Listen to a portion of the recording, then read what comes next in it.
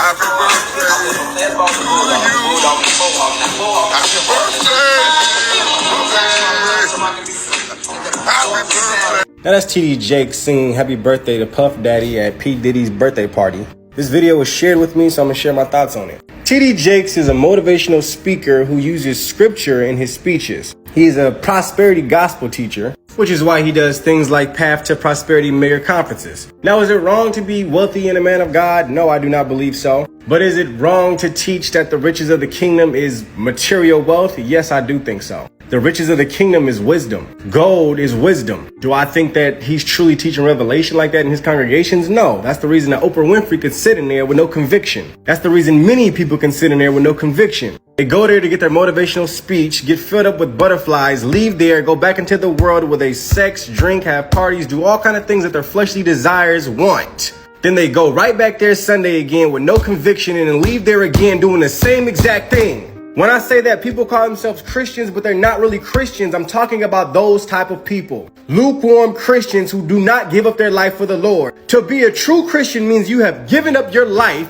so Christ can live in you. The problem with teachers like this is they leave people at the altar. We are meant to be the temple of God. But why do you think we're called the temple of God? Because in the temple, there were three places: the outer court, the holy place, and the holy of holies. Many Christians are in the outer court where they give up their body as a living sacrifice and they bring their body to the altar as a sheep.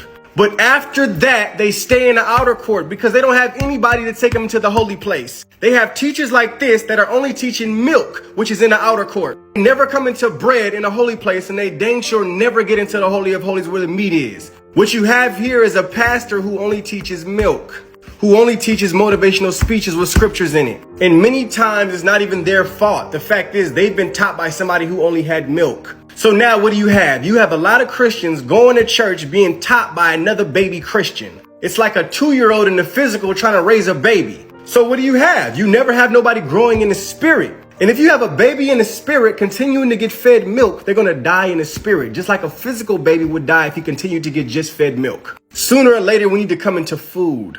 And trust me, when you get into a place where you start to get fed spiritually, you're going to leave the world more and more and more. The world is going to start to look more and more foreign to you. And you're sure not going to be at a Puff Daddy party. People will say, well, Jesus ate with the sinners. Yeah, the sinners wanted to change. You can't tell me people at Puff Daddy's party was not partying. They were there to party. And what you're not going to tell me is somebody who can't even get people convicted at his own congregation is going to get people convicted at a Puff Daddy party. This is not to bash anyone. This is just to wake up the bride. Take heed to the trumpet, my brothers and sisters. It's too many false Christians in the body. Wake up.